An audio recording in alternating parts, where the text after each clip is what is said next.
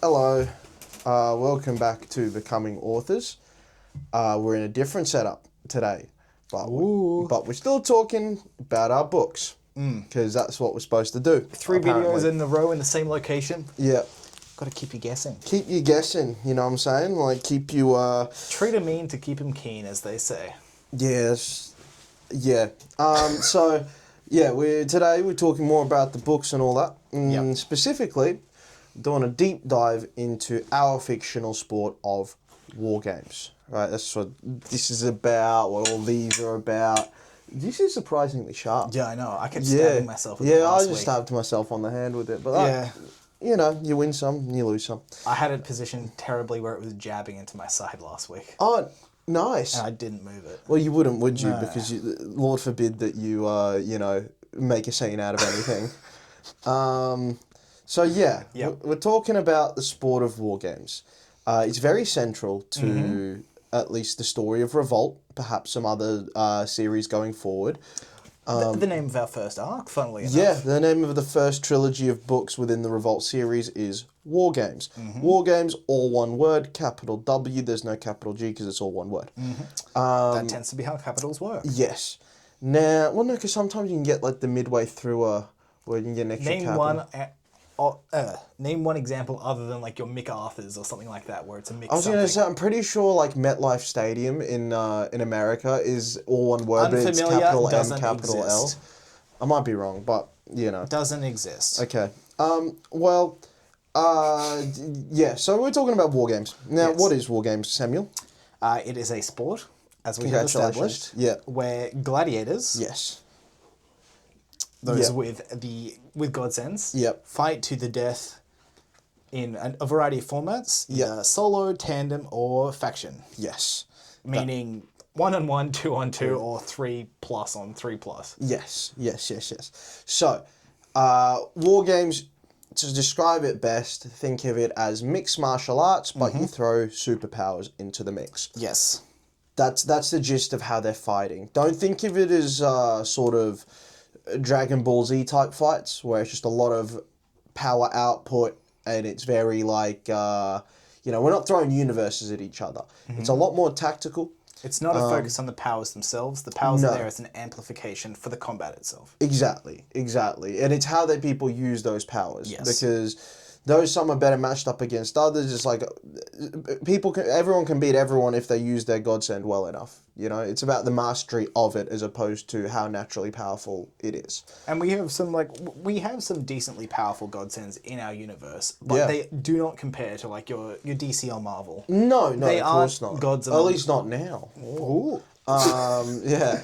They are humans who have slightly enhanced abilities, but the fighting is a pivotal part, or the Yes. combat itself is a pivotal Yes, part it is. of these. It is. Now, I'm a big fan of MMA and pro wrestling, and that was kind of the inspiration behind a lot of what War Games is. That and gladiatorial combat, because I like ancient Rome as well. Kind of a hybridization of those three things, and you chuck on a bit of superpowers. Now, the way that plays A little out... bit of a sprinkle on top. Yeah, the way that plays out is with the theatrics and the presentation and the sort of aesthetics that pro wrestling carries with it. You know, the entrances with the fireworks, the music, like even holograms floating above the arenas and all that sort of stuff. And then you get into the fights and it's a lot more of an MMA presentation, right? Like very gritty, very raw, very tactical, very well honed, very trained, all that sort of a thing. That's kind of like the hybrid you got. And so I mean, how should we tackle this? What should we get into? Because there's a number of different avenues we can get into. Yeah. What are you thinking? We had no discussions before recording No, of course this, not. That's stupid. and you do not deserve No. to have the planning that we put into other things, No, of course like our not. books. Now, I'm thinking we tackle the three different forms of war games. The different leagues. Yes, the different leagues. So there are three different types of war games competition primarily, at least ones that can have a ranking within them. There are special events and that sort of thing, but they're all towards the same three rankings. You've got solos, you've got tandems, and you've got factions. Now, I think probably the best way to tackle it first is explain what a faction is, because factions are quite essential. to it. Yes. So, in just like you'd have your sports teams, Yep.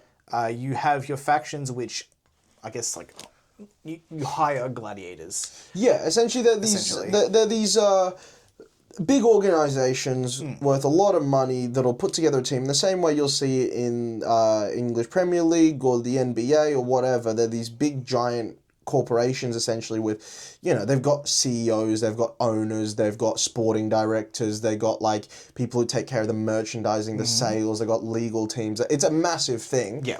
All surrounding around the gladiators. Now, these brands each have a faction of gladiators that consist of 5, right? Or sometimes a sneaky 6. Or sometimes a 6, up to 6 Yep. people, right? So you've got the captain, the top player, kind of the main guy is the ace. Yes. Right? He is the one that's trusted with, I suppose, the captaincy as you would see in other sports. Yeah. He's sort of the figurehead of the faction, and pretty much every time he's the strongest fighter. Yeah. Right? Usually holds the highest ranking in the Yes, the league. exactly. Then you've got 2 other predominantly solo gladiators in the 2nd and the 5th, right? They also compete in the solo league of Wargames more often than not, and they are just other people signed to the faction. And then you've got the tandem team, the set tandem within the faction that almost always focuses on tandem competition and the tandem league of Wargames, 2-on-2. So that's what makes up your 5, right? And in order to explain the faction rankings, there are... We should probably just jump back. Sneaky 6 is just a floating member. Sometimes it's Yes. an infrequently used position. So we'll Yes, skim so past it's that, it's yeah. essentially a reserve. However, as I'll get into when explaining the rankings, their position in their solo league or tandem league, whatever it might be, does not count towards the ranking of the faction. Right? It's only the main 5 that do. That person is just there as a reserve for faction competition. So, to get into the faction league, there are 2 formats that takes. So it can either be 3-on-3 in an arena, which is the most simple form, and that is often in the league itself. So that within each league, across all 3 different forms of war games, you've got divisions, division 1, 2, 3, 4, 5, 6, 7, all the way down. You got 15 factions. All the way down to 20. Yes, well, depends on the one, because So there's Solo's down to 20. yes, 15 for tandems and 10 Gotcha. for factions. My apologies. Yeah, with all different number of entrants and all that as well, Yeah. which you can all find on our website. It's all very spelled out there. Now, the faction, they're all fighting for this. That's the top ranked faction in the world carry these with them. Now, across all of them, solo, tandem, and faction, the way that rankings are determined are through ratings. Right? There's an algorithm that works it out. So if we tackle the solo first, right? If we go back to that. So I'm fighting Sam. Yeah. I'm higher ranked than Sam is because obviously. And let's say we're fighting each other in Division 1. Now, it's not just the fact that I beat him that goes towards our ratings changing, but it's also the manner in which, how long it lasts, the closeness of the battle, that sort of thing. Like, if... Similar to like how you've got like I don't actually know the terminology because I'm not a fight guy. Yeah. But you've got like the board of scorers in boxing. Like the judges. Judges. Yeah. You'll have a team of judges judging the Yes. fights. So this with this ranking certain things. With this, it's people that oversee an algorithm that basically assesses the fights across a multitude of varieties, and that's how you get. So let's say I beat Sam. It's like a 30-minute drag out brawl, right? Let's say I'm ranked 7 in the world. Sam's ranked 21. Yeah. Even though I defeated Sam, there is every case where I drop down to 8th and Sam goes up to like 18th because it was a very close fight between 2 like heavily distanced fighters, right? It doesn't... Similar to like how you would have odds on a gambling website. Exactly. So it's the ratings aren't just to put like whoever wins and this, that, the other. It's to determine who is the best. Yeah. Right? Like that's what it's about. It's to accurately determine who on form is at what level right now. Right? It's like a weighted system where if you are at the top, it is harder to do better. Yes. And it's easier to lose points unless you are the best. Exactly. So and it yeah, encourages the best fighter to stand above the others. exactly. And if you're you know, if you're even if you're losing, but you're pushing like much higher ranked opponents to close fights, you're gonna end up like moving your way up the rankings slightly, right? Obviously, a win is gonna take you way further, Of course. but you can still propel yourself up the rankings, even with some tightly contested losses. Now, so the solo league, 20 divisions, each one with 30 entrants. This right here is what they're fighting for. That is what the top ranked gladiator in the world holds. That's what they're after. Solo league belt. Yes. And the tandems, they're fighting for this one. That's what they're all after, the tandem league belt. Now, the faction one, the faction league fights when two factions are pitted up against each other in the way that those that book the fights, those that are tasked with booking the fights, when they book them, they're usually within the tandem league. The faction league. They're 3-on-3. Now you do have an extended version of faction-based war games, which is a drawn out sort of way. It's the one that we're going to play later with our draft here. Yeah. So the ace will fight the ace in a contest. The second will fight the second. The tandem team will fight the tandem team, and the fifth will fight the fifth. And if those rubbers draw out to 2-all, the ace, once he's healed, will pick another member of his team or her team, and they will end up having another tandem battle to decide it. And you may ask, can the ace ever sit out of that? No, sirree. No, it's the The ace. ace is always included in that tiebreaker match. Exactly. No matter if they're the best fighter or not, which is why they tend to be the best fighters. 100%. And that's again putting the thing of them being the captain, like they carry that extra bit of weight with them, you know? So that's the breakdown of what the faction league is, the tandem. The tandem league, same 2-on-2, 1-on-1. And so those are the three major forms of war games. And the way that war games is contested is it's fight till essentially death or submission, right? Or until the other person is unable to continue. If you choke someone unconscious, the fight's still done, right? But in the same way, if you kill someone or if they do submit, that's the only way that the fights are over, right? It's until someone can no longer compete. So you may be asking, if they kill other gladiators, surely there's a diminishing supply of fighters. No, sirree. No, because there is a healing godsend. Not only that, well, there is a healing godsend. Yeah. And to be healed with this healing godsend, Yeah. which you could be healed from any state of death, as long as a godsend was used to kill you. Yes. Or a godsend was present in the killing. Yes. Because reasons, there's a little, Yeah. as long as your heart remains intact, you can be healed. Yes, because that's where godsends are stored within the heart, and as long as the heart remains intact, you can be healed. And from any point, as long and what they use to keep the heart intact is a thin film of the completely made up by us material known as gavantium. Gavantium is a substance that can hold many properties, but in all of its properties, it's pretty much indestructible. So there's it's injected into the body in a liquid form. It envelops the heart and solidifies. And after a while, the body does reject it, so it does have to be constantly topped up. But yeah, that's how the heart is always kept intact, and that's how people can be healed. Now, through a healing, it will be purged automatically. So every new fight, it'll be a new application. Exactly. Or if it's a drawn-out fight for whatever reason, it can wear down. Now, in terms of the healing, there is a caveat there, and there have been deaths within the sport or sustained injuries. The amount of time taken from injury to point of being healed, however long that is, determine how lasting the injury is going to be. You can be decapitated, right? But as long as you're healed pretty much straight away, you'll grow your head back. Now, if you're decapitated and you don't get to heal about 2 days later, or 2 hours later, sorry, your head's gone. That's it, you're dead.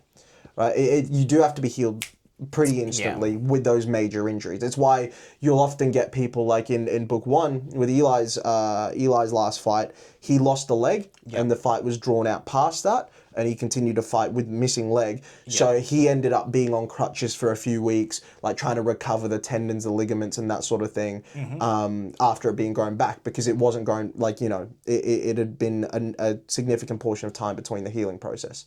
Just a heads up as well, we probably should have said it earlier. There are going to be book one spoilers in this video. If you haven't read book one, get in, buy it, give it a read, and come back. Yeah. Get the context for what we are talking about. Yeah.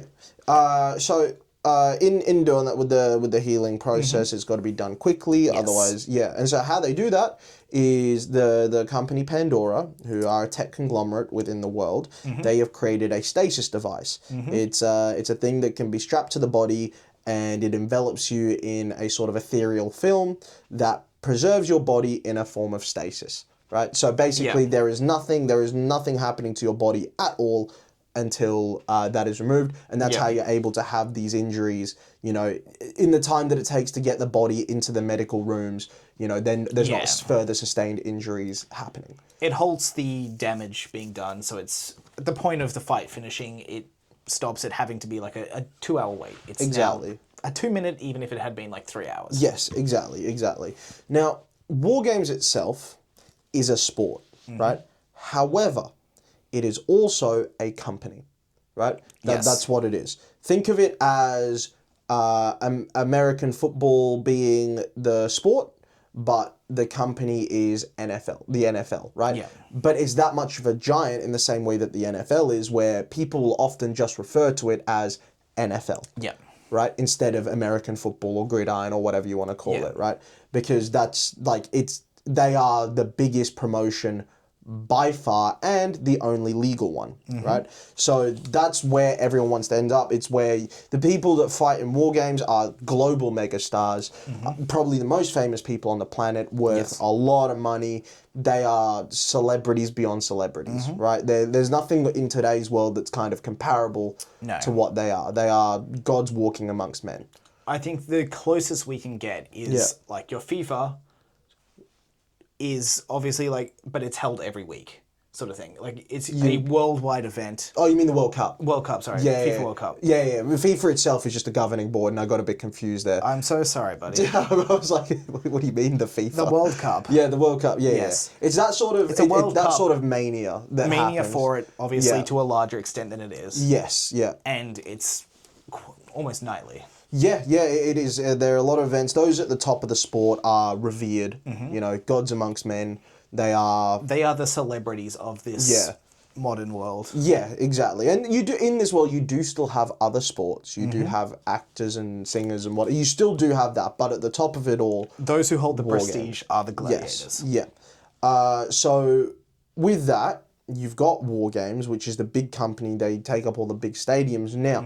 There are gladiators that do not compete within Wargames, either ones that couldn't make it in, perhaps were too young, perhaps didn't get contracts to the company, or whatever it might be, and that's where we have the unsanctioned leagues. Because there are those dodgy fuckers. So these are technically illegal. They're not really policed or anything like that. They are essentially underground fight clubs in a way, but more professional than that. Think of it in the MMA world or pro wrestling world as like sort of independent promotions, where they will hire free agent talent for a night, put on a show, and have a belt that like a single solo league belt that they'll take with them from show to show that they do. They're not like a consistently running thing with rankings and all that in the same way that Wargames is. They just put on a card, and they decide, ooh, who can we sign to this card? All right, who's our champion right now? Who can we put against them? And then that's how they decide the card, right? So it's a lot more the independent free agent sort of style of things, where you might be one gladiator that holds the top belt for a number of different promotions, right? That's the kind of the way it works. And that is a feeder system into Wargames, essentially, because as though they don't want to admit it, a lot of factions keep a close eye on the unsanctioned leagues to sign talent and up-and-coming talent, especially those that are too young to compete yet. Check out our video from last week on Allegius, our main character, where think there may be some reference to the unsanctioned leagues with him. Yes, there is. And because with Wargames, you cannot start officially competing until you're 14. Now, if you get a godsend at like 8, 9 years old and you're a very driven individual, you might want to compete. So you got kids in there fighting against adults and that sort of a thing, fighting against other kids in these essentially underground fight clubs. If you're good enough, they'll fight you. Yeah, exactly. It's purely, there's no morality there. It's purely a money-based thing and a, whatever. So the unsanctioned leagues are a very intense thing. All these different promotions will have different rule sets or different whatever. Like there are some of the more raw and sort of more illegal ones where they might not provide healing or limited healing or whatever it might be. So there's a lot more of a death aspect around. There's all different types of rule sets and different promotions within the unsanctioned leagues, and they're often in smaller arenas. Hidden in the places in the world where there isn't as much law enforcement presence. They're a lot more of an underground hardcore fan type of thing in their presentation too. You don't have the sort of the big like LED screens and the holograms and all that sort of stuff. It's a lot more raw and gritty. Yes, yeah. There's not as much that clean cut sort of massive circus promotion. Yeah. What you see is what you get. Exactly. So like that's kind of the unsanctioned leagues. Now, speaking of arenas, do I notice something that looks quite a lot like the Colosseum in the top of the frame? That one, yeah. That's the pit. Colosseum. What is the pit? The Colosseum, but bigger and better. Yeah, much bigger and better. Yeah, it holds 200,000 people, which I believe is 4 times the amount of the original Colosseum. Coward. Yeah, they sucked. If they were really done, they would have built it out of Gargantian. Yeah, that's what I'm saying. So this is the central our stadium for our sport. Yes. It has ties to the origin of the sport, which I'm sure will be explored. Yes. So I mean, I can talk about it a little bit. Yeah, okay. So when coming out of the Age of War, 70% of the population gone and all that, all of a sudden these things, and as godsends have been introduced. Following the Age of War, we have a couple centuries of Age of Anarchy, right? Which is total lawlessness as countries try to survive, bringing semblances of rebuilding. You've got nations absorbing other nations. You've got everyone's fighting for scraps as they try to reestablish themselves from what was like total decimation. Following like a war of godsends. Yes. That's probably the best way to say it. Exactly. So in Tokyo, I'm also going to quickly jump back in. Check out our website where we've got the full timeline if you want a better idea. Yeah, we do have that, yeah. So within Tokyo, so during this period, godsends were basically entirely outlawed by a number of countries because of the devastation they could have. Now, in that started an underground fight club in Tokyo of these godsend wielders. Very similar to what the unsanctioned leagues are in the current timeline. But with this, it was literally a crater from the war. One of the attacks or something. The pit.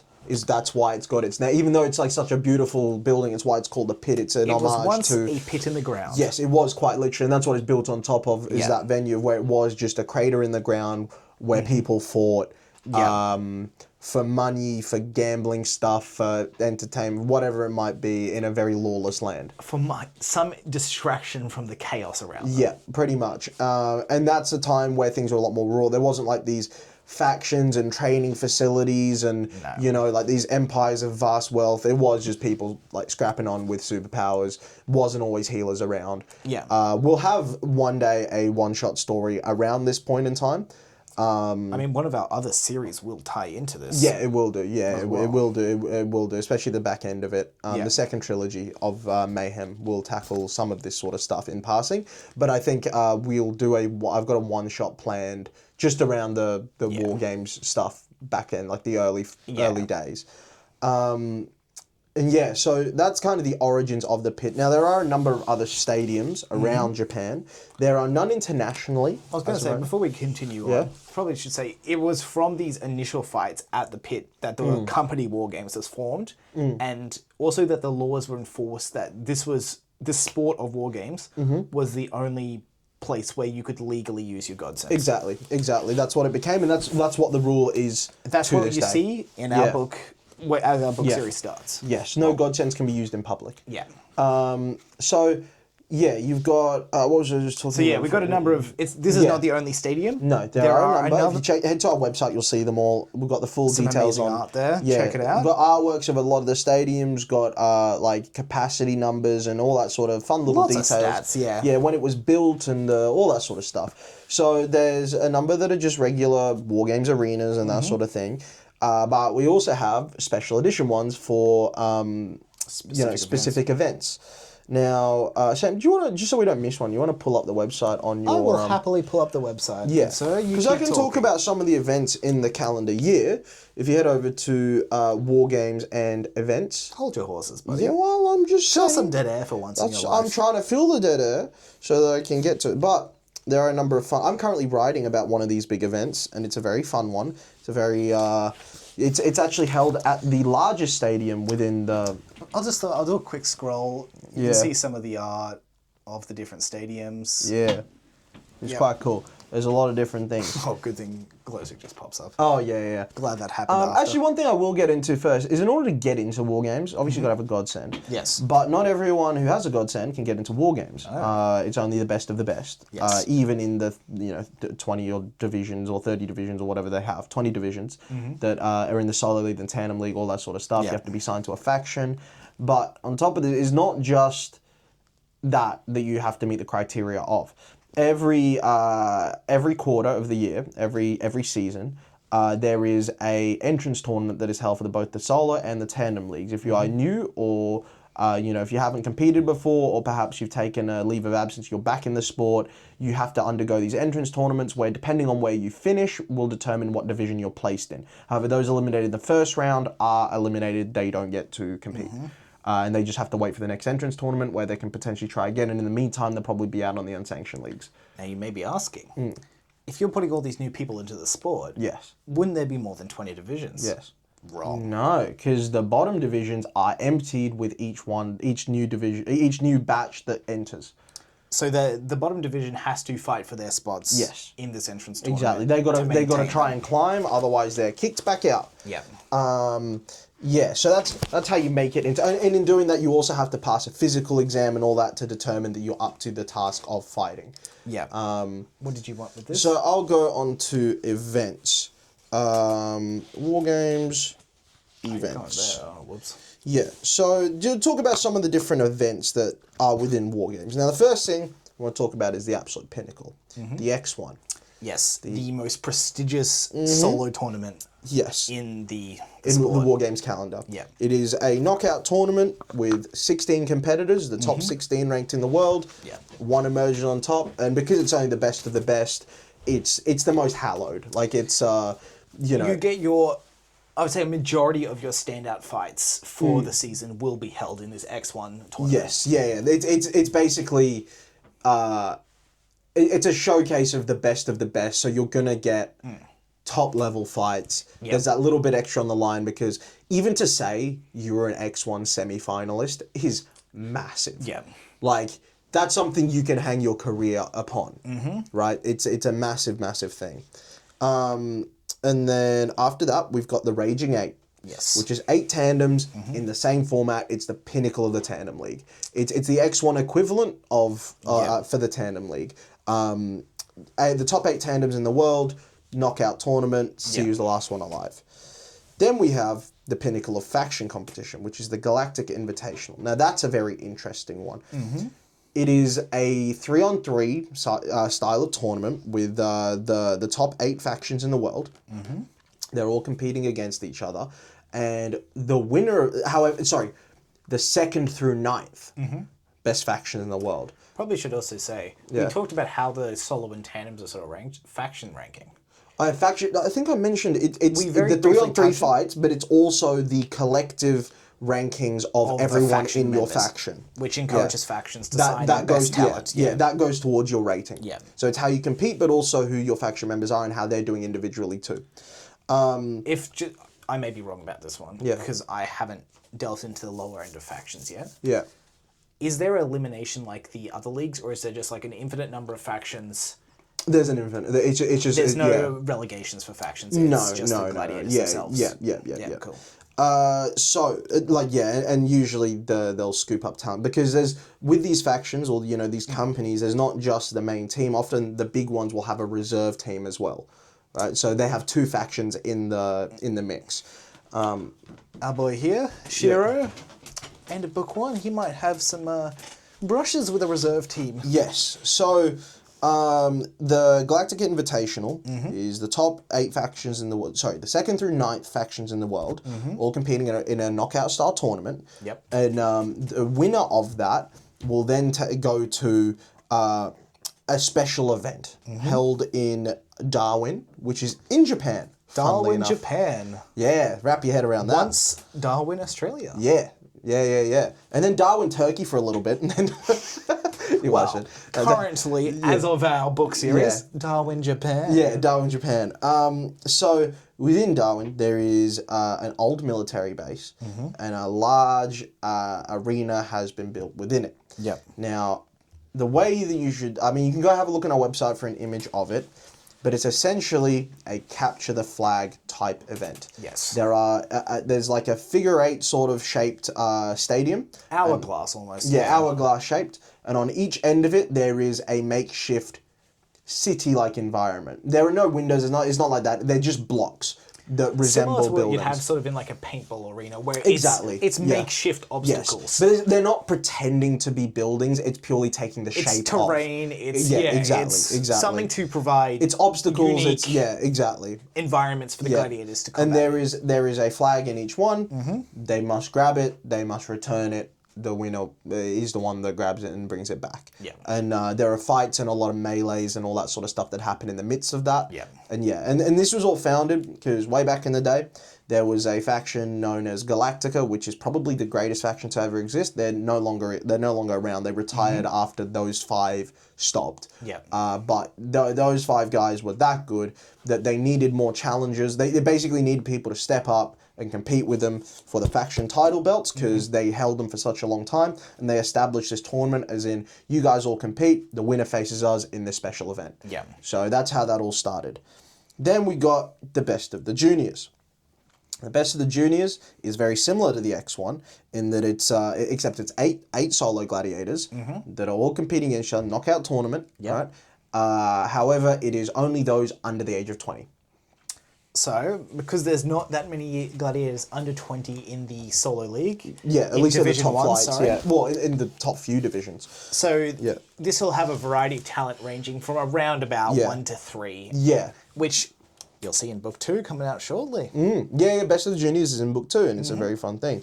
Then we have the one I'm currently writing, the Bloodbath Royale. Yes. Now that is... The name hints as to what it might be. Yes, it is a battle royale in a sense. And it's also a bloodbath. Oh, it is. Massive stadium. 300,000 spectators. The stadium is shaped sort of like the face of a watch, which I thought was just a unique design for a stadium. Now, the 30 of them are placed inside it all at once. So, the 30 of Division 1. The 30 Division 1 gladiators are placed inside of it. And they're dropped inside, and there are essentially, within this watch face, there are 2 hands that go in opposite directions, closing the field the further you get into the fight. Yes. So closing the arena that is able to fought on. Once there reaches 4 left, those 4 are then raised up onto a central platform where they fight in a smaller arena. And it's the last one standing. Yeah. The last one standing is the winner. And, within Division 1, you've got multiple, you got some factions that have multiple gladiators within Division 1. Yes. So there can be alliances formed, there can be, treacherous actions, there can be all that sort of stuff. Because at the end of the day, only one can be left over. I mean, one of the crucial things about Wargames is there aren't many rules. No. It's fairly lawless. Yes. Which allows for a variety of outcomes and fun story beats to happen. Yes, definitely. Then we have King of the Hill. Now, this is in Seoul, Japan. By the way, the Bloodbath Royale is in Manila, Japan. The King of the Hill is an arena with no walls, very high in the air. The top 15 are placed on there in the solo league, and you got to knock the other ones up. They're dropped in one at a time at a regular interval, and the one that wins is the last one that remains up on the hill, so to speak. Hill. Yeah, they're on the platform, on the floating platform. They're the ones that win. So that's another version of it. We've got the Breakthrough Invitational, which is similar to the X1. It's a 16 gladiator tournament, except these gladiators are hand-picked. Not just from Division 1, but also 2 and occasionally 3, because it's at the very start of the calendar year where a lot of gladiators will still be kind of recovering from their off-season, taking a bit of slower schedule to get back into things. Yeah. And it presents an opportunity for certain people to gain a boost in the rankings against a slightly weaker field compared to the rest of Division 1. Like, in this tournament, you might get only 2 to 3 that are ranked inside the top 10. Yeah. The majority will be from ranked around 20 to 30, and then a couple that are in Division 2 and 3 as well. Yeah.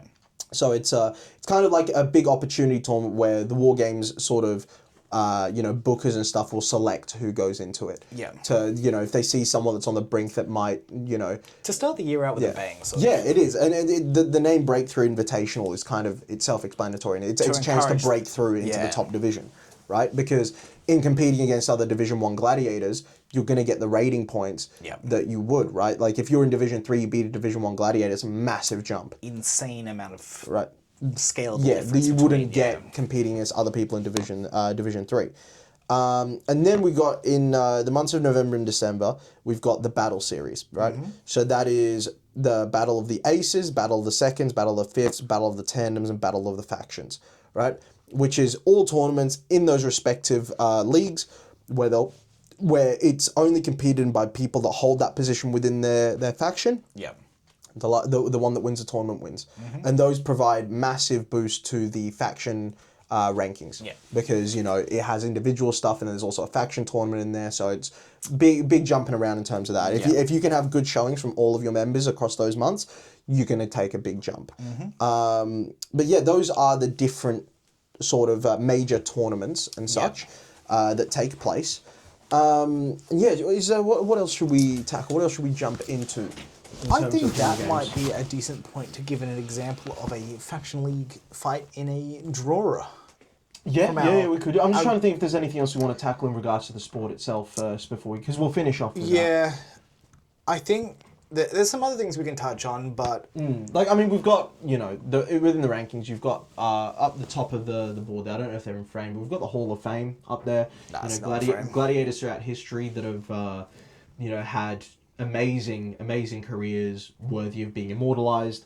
And, upon their death, actually, they're placed in those stasis things, the Pandora stasis devices, in the Hall of Fame where their bodies are on display, like wrapped in decorational robes and that sort of a thing, as a testament to who they were and whatnot. So being part of the Hall of Fame means you're sort of the best of the best who have ever existed. But the very top of that is you've got the Grand Slam Club. Now, those are 6 individuals that have held that title, and this title all at the same time. There are not many that have done that. Or said more plainly, held all 3 belts at one time. Or at the same time. It's not just in their careers, it has to be at the same time. Concurrently. Yes. That's that. Which, check out our website for the available Hall of Fame gladiators. Yes. More to come, and as I've said in a previous video, leave your suggestions below. We might consider them as an addition to our Hall of Fame. Yes, we very well might. I think that's the Hall of Fame. We've talked about the rules, we talked about the healing, talked about the rankings, the ratings, talked about Origins, yeah, a lot of being a gladiator as well is a lot of the press stuff, a lot of the interviews, a lot of the promotional stuff, in the same way that athletes will today. They've got sponsors. I guess you could sort of talk about booking fights. Yeah, so that's like in regards to how they're scheduled, the fights that a gladiator takes is entirely up to them. They will get called week to week and asked of their next availability or when they're looking to take a fight soon. Once they accept a date, that's when they're matched up with an opponent. So you can have different gladiators with very different output levels or very different schedules and calendars. You might get some that only fight, once every, 2 months or 1 to 2 months. But then you also might get others that'll take a fight every week pretty much, right? There is benefit to fighting every week, but then there's also the physical toll that it takes upon you, right? And Wargames being a company as well as a sport, there's incentive for them to provide certain fights as certain spectacles that will draw in more of a crowd, earn them more money, Exactly, such like exactly. that. So, That's what the booking is for. It's to draw money. It's to, if there's a natural sort of altercation or issue between two gladiators, it makes sense to build a fight around them and that sort of stuff. Similar to your roots in the pro wrestling leagues. Exactly. If there's a story to be told and there's a way that the crowd will be attracted to that story, the Wargame bookers It pays to have a personality. It pays to, whether you're loved or you're hated, it's a good thing because that brings in money. If you're loved, people want to see you win. If you're hated, people want to pay to see you lose. Popularity pays, Exactly. Like being sort of middle of the road is like being divisive is also good, but it's when people don't care about you. That's when, you're not doing so well. Yeah. And if that's the case, you're going to get booked in less fights. Like, even if you're having an average sort of period in your career, if you're making headlines or if you're, starting feuds and rivalries with other gladiators, you're going to get more opportunities simply because they know that your fight is going to sell money. Yeah. Right? Whereas if you weren't doing that, even if you're having a bit of, you might get offered like less beneficial fights, or maybe you don't get a spot in the Breakthrough Invitational or one of those other things because, people are less interested to see you. So it pays to be someone that is loved or hated or divisive or whatever it might be. It's definitely plays a big part of it. For example, Alistair Ender, he is someone that is deeply divisive, but also doesn't take many fights in the year. He will happily take month-long layoffs, despite him being ranked second in the world. And the reason he's able to achieve that is because whenever he is put in there, he wins in convincing fashion. Yeah. Which it's hard to deny his ranking. Yeah. Right. And then you got next to him Aurelius, the current top of the solo league. Yeah. Who is a loved personality. Yeah, 100%. He's he's more active than Alistair is. There are some that are even more active. Like I'm trying to think amongst the top. Like Kamara Jackson's very active. Eli's pretty active as well. Yeah, Eli's a pretty active fighter as well. Eli, check out his video. Yeah, definitely. And there are a number that will take a fight whenever they have the opportunity to. There are others, especially as they get later on, reach the primes of their career, even that sort of thing. It's like, once they've established themselves, there's less need for them to put their bodies on the line week in, week out. Because if you're in the top divisions as well, you're there to earn a paycheck primarily. Yeah. You've probably earned a fair amount of money if you're exactly. And there's different motivations between. Some are there for the money, some are there for the legacy, some are there for whatever reason it might be.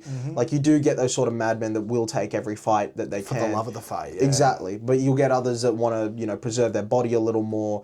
Again, especially once they've established themselves at the top of the rankings, it's like, well, all of a sudden the onus is on them because they know that people are going to be clamoring to see them back. Yeah. So like almost taking that bit of a break works in their benefit. Yeah. It gets people even more excited to see them return. Which delves into like each of our different characters will have a different motivation and such. So 100%. Yeah, which we talked about in our two of our character breakdowns so far with Tosho and Ali just being gladiators. They're sort of they have very different goals to why they're fighting or motivations and such. Yeah, I think just like they're different goals. They're parallel goals but different goals. Yeah, for sure. But I think that'll cover most of Wargames. That is the info dump part of this video done. Yeah, you're welcome. You now understand Wargames a little bit. Check out our website for more information. But now, myself and Sam... If you made it this far, you've made it to the fun part. Yeah, myself and Sam are going to draw gladiators from these decks of cards right here in a faction battle, the long form version where it's 5-on-5, and we are going to see who would win using we'll decide the odds between who we pick based on us knowing the characters very well, and then after that we'll determine who has come out on top. So as we explained earlier, we'll be drawing, we're going to be forming a faction with an ace, a tandem, an ace, a second, a tandem, and a fifth. Yep. And such as some of the faction league battles are, the ace will verse the ace, the second will verse the second, tandem versus tandem, and fifth versus fifth. Yep. If after the 4 fights it's tied to a piece, we'll go to a final match with the ace paired with one of the other faction members. Yep. And we will also be doing this as a blind draft from a deck of cards we have of tandem gladiators and solo gladiators. And we have to pick what position we're going to choose before we before we choose it. Leaving some to random chance. Yes. All right, Sam. You want to go first with me? Who's going first? Have we shuffled these? Because I know we didn't pre-pod. Not pre-pod, pre-ep. Yes. Yeah. I'll be. Look at you being all trendy, saying ep. Oh. Wow. Short for epilogue. Yeah. Short for manic episode. I am nothing but manic. All right, I'm gonna start with my second. Yep. Hold that up to the camera. That is Hisashi Shibata. Hot shit. Yeah, lava-based abilities. Second of the faction, the Chosen. Division 1 regular, though on the lower end. Yeah. But yeah, he's a pretty solid gladiator. Again, he's the second of a faction. Yeah. Which is strong, but not the strongest I could have picked. No, especially because these decks can only have Division 1 and Hall of Famers. Yeah. So he's on the lower end of that. It's one of the weaker pulls, but he does have a strong godsend that works well against a lot of our other competitors. Yeah, definitely. So it's not a terrible pick. I'm gonna pick my tandem first. Tandem, eh? It's which one is speaking to me? I'm gonna take. None of them. They're cards, mate. They still speak to me. Ooh. Okay, the Mei Tamashis? and Teicho Tamashi, the Tamashi siblings. Is that how it's pronounced? Teicho. Yeah, I think so. Yeah. I've been saying this like Taiko. Well, It's not an A. E-I is usually a sound. Tai. Isn't that what I said? No, a sound. Yeah. E-I is an A sound. You I said did say Taiko. I. Yeah, Not yeah, A. your donkey. So that was my tandem. They're Solid pretty pick. solid, kind of middle of the pack of Division 1. I'd say they're okay, but honestly, you will probably draw a better tandem than me. Yeah. Their godsends are, I forget, so you remind me. You know what? We can use our trusty. We just have the website open. I do have the website open. Oh, look at that. We can refer to our website. I will be going to the Gladiator page. Yep. Uh, The rankings. with the Wargames Gladiators, Wargames Part 1. Yes. If you want to follow along. I'm going to have to update for part 2 soon. Yeah. Get everything up there. There's a lot to do. As a reminder, Yep. Book 2 coming out shortly. Yes, it is. It's a couple of weeks. Sam Next needs month. to hurry up. And then we scroll down to where Teicho and Mei are. So they are 11th out of... Currently in book 1, they're Yeah. 11th, yeah. So, Mei has razor-sharp claws that can protrude from her fingers and toes. And Taiko Teicho, but yeah. has mist, turned into mist, become Yes. intangible. Yes. Yeah. So it's an interesting little combo there. Honestly, depending on who you pull, there could be some matchups that are favourable towards me because of their things. But you got one melee and one that is very much focused on evasion. Yeah.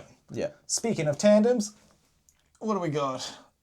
Ooh, Mystico and Enzo Genovese. So you've got the ability to clone himself. Honestly, they're a pretty similar level. Yeah. You got the ability to clone, and I believe wind. The will ability to confirm. produce and manipulate wind and air. So they are a little further down on the rankings, just 2 spots below. Yep. So we got, cloning and control water. Oh, it's water. That one's water. Okay, yeah. So he's water. Yeah. Which is an interesting... I feel like wind would have been a natural sort of counter to Teicho's But what is mist? mist. But wet. That is true. Well, it's sort of a fine, dusty sort of material that he turns into. So Probably not controllable, but we'll get into Yeah. that when we decide the fight. But yeah, fairly even. yeah, so playing I'm field. going to draw my 5th next. Oh, start low. Yep. Start low, go high. Akihiro Nagata. Wow, The a Ace of strong Red fifth. Dragon. Yes. Water-based, funnily enough. Yes. Very strong. A Hall of Famer in part of his tandem with Yep. Kensei Hikari. Yes. And will be a Hall of Famer in the solo division when he retires, almost guaranteed. He's won that prestigious X1 tournament before. Very, very good. Been the Ace of Red Dragon for a number of years. And yeah, he's very good. Very strong water-based godsend. Yes, very strong. All right, Sam, what are you picking? I Ace think or- I will... we'll finish strong. Yeah? I will go with my 5th now. Okay. That is Kamaru Jackson. Jackson. Wow. I mean, what we've said about Akihiro is what we can say about Kamaru as well. Yeah. Going to be a Hall of Famer. Yes. Towards the tail end of his career. Sort of similar spot in the rankings, around the top 10, floating just outside, like in and around there. Yeah, Godsend rivals. Big sword. Pretty big sword. Yeah. So big, some would call it. Oh no, more like a raw hunk of iron, Yes. and that whole thing. Yeah. It's your berserk sword Yeah, style. yeah. Godsend. He's very strong. Natural in terms of his natural strength, speed, and all that. It's on the higher end. Yeah. Without being sort of a godsend. Yes.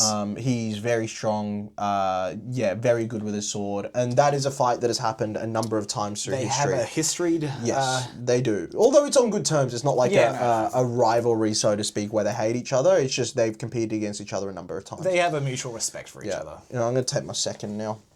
Okay. See how we go. All right. Julietta Fay. Interesting. Second v second. Yes, the second of Tower of Babel. Force fields. Yes. Ranked a little higher than Hisashi, but I wouldn't say is that much better. No. But yeah, she's very good. Yeah. She is very good. Strong godsend, part of the top faction in the world. Yes. And yeah. It makes a great support gladiator in the 3-on-3 faction battles as well. Yeah. Yeah, but this is 5-on-5, so that goes out the window. Yes. But she is still very good. All right, so got to finish strong. Something we haven't done today is pick An ace. our Hall of Famer for any of our cards. Oh, yeah. So that means I think you'll get it and I won't. I was correct. No, I was right. Takeda. Ray Takeda, a Hall of Famer. Yeah. If I remember correctly, is it fans? I do believe so, but will you're going to have confirm. a check. There is a number of gladiators, hundreds, so it's hard to remember exactly which ones have which abilities. And the Hall of Famers are ones we don't often write about because they are past. But she is very good. Yes. Very, very good. It will take a lot. There's probably about 5 or so that I would lean in my direction ahead of her. Besides that, Sam probably wins that one. Yes, so it's 2 metal fans that shoot out needles like projections and can act like a shield. Yes, yeah. All right. I'm very happy with that to be my ace pick. That is very good. And odds are you'll get a better one. I didn't, but I Wow. still got a very good one. Oh, yeah. Ilya Drago. Strong. I would put things in your favor, but not by very much. No. At all. No. Ilya Drago has the ability to drop temperatures and basically manipulate cold as an element. So he can shoot it out in waves. He can,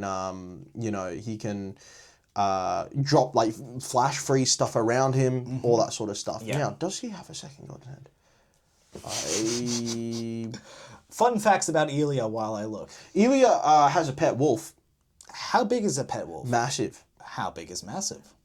Enough for him to ride upon without looking stupid. Horse-sized. Not quite, but like still, yeah. So Ilya's our 4th strongest gladiator. Yes, as of he's the book 1. 4th ranked in book 1. He, again, probably has had a better career than these two.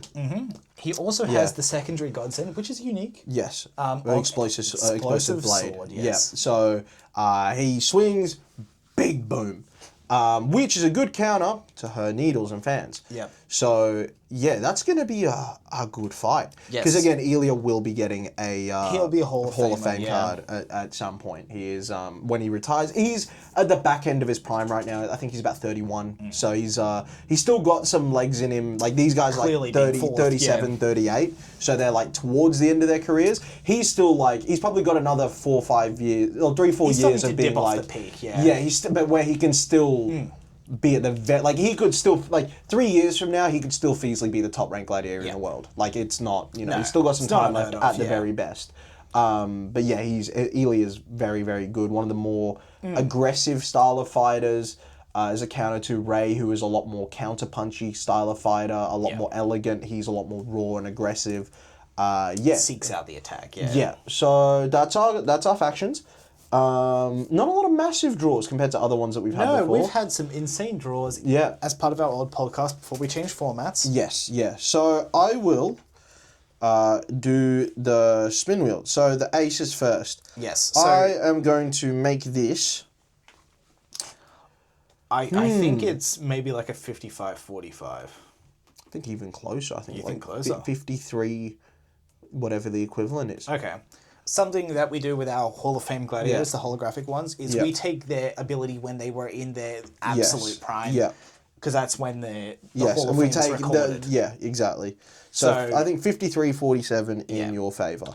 is what we're going with. I think you have the Godsend to counter, Yes. but I think the Prime gives me the edge. Yes, I would say so. And she's very, very tricky, very sort of counter-punchy, which can work to undermine Elia's more aggressive style if he isn't kind of switched on.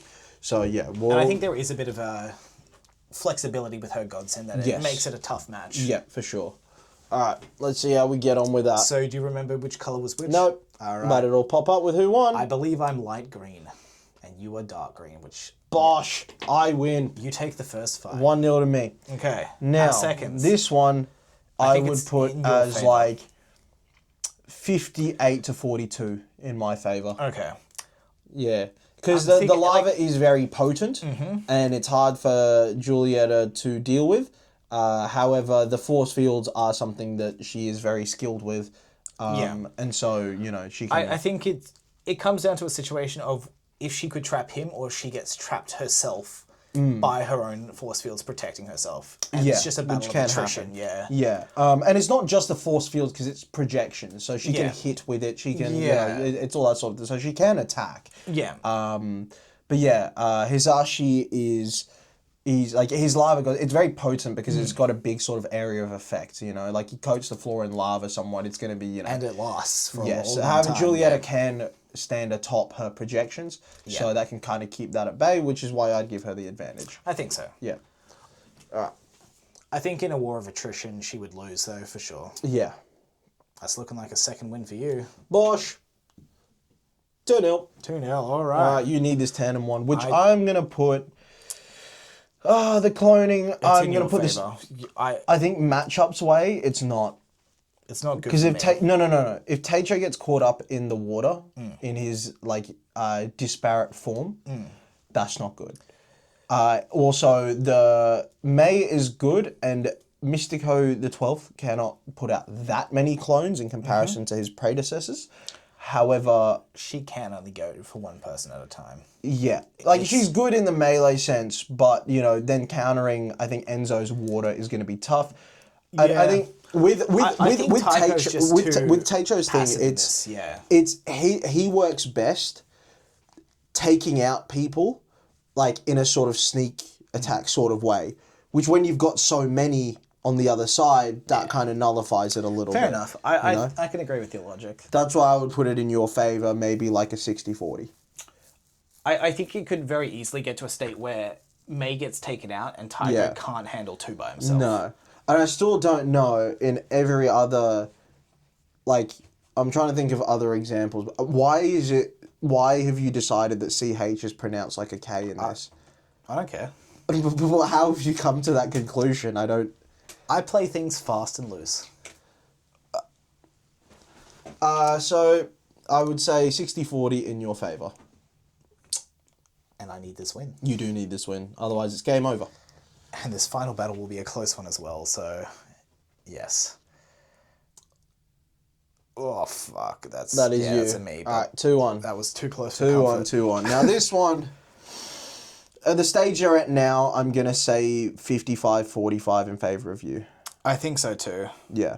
It's close, but Kamaru's still holding on a little bit better because of his sheer physical presence. Yeah. Just in terms of, again, in their prime, you can flip those things and whatever, but the non-Hall of Fame cards is where they're at now, and that's why I'm thinking 55-45 in your favour.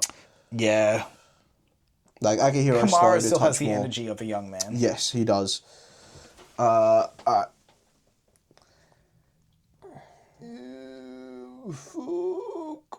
Holy shit, that's close. That's you. Oh, how far off is it? Just take a look at how close that was. Oh my god. That is... Right. survived. By the skin of my teeth. The skin of your teeth is thicker than whatever that was. Fucking hell. 2-2. All right, who are you picking? I'm going Elia and I'm going Akihiro. Because ice water. Like, Elia can flash freeze Akihiro's water. If he can get it at the right point, he can maybe use it to nullify or slow down the whoever you pick. So, Enzo's Godsend is a worse Akihiro. I don't think I'd pick him. In a battle of order, Akihiro wins. Yes. Mystico, I do not think can deal with the crowd control that you can put out. Yes. It's a strong counter against him. Yes. So I'm left with my final two Yeah. of Hisashi and Kamaru. Yeah. I don't think Hisashi can stand up to 2 lots of things cooling lava. Yeah, nullifying his lava. Yeah. I think I'm quite frankly forced to pick Use Kamaru. Yeah. And even he, I don't think is a good matchup. I think Because I'm left with 2 melee fighters. Yeah, I think Kamaru's just raw presence Yeah. can equal that of Ilya. He's quicker, he's stronger, he's all that. He's an absolute powerhouse. I'm confident Ray could take out Akihiro. Yes. I don't know how quickly it could be done, but I'm confident it could be. Yes. It's whether Kamaru can hold out against Ilya long enough for that to happen. Yeah. And I don't know how long he can last because Ilya is pretty bloody good. Yes. I think I'm going to put it 60-40 in my favour. I think so. It's a tough battle for me. Yeah, I think it is. It's, Ilya and Akihiro, just, again, flash freezing water is something that could be... Honestly, even Julia instead of Akihiro, I would have had a tough time. I think it would have You been would better. have, but I think Akihiro... But it's still a tough time. Yeah. 64, who's going to come out with the win? Ilya's just such a good pick against Hibashi. That's a clearly you win. Yes, it is. There we go. Yeah. I am the winner. And that wraps As the up... winner, you have I claimed give the faction battle. Bosh, I am king. Let's go. A good game, sir. Thank you. I am the king. Yep. Look, I'm holding belts, much like Kenta Kobashi on my shirt. I like Kenta too. Shut up. Bosh. So that wraps up Wargames. Hopefully that's explained a little bit about the sport. What should we do in the next breakdown sort of thing? Godsends perhaps? Or We'll decide on that off camera. Oh yeah, I was just making a bit of conversation, mate, you know. Bye. Bye.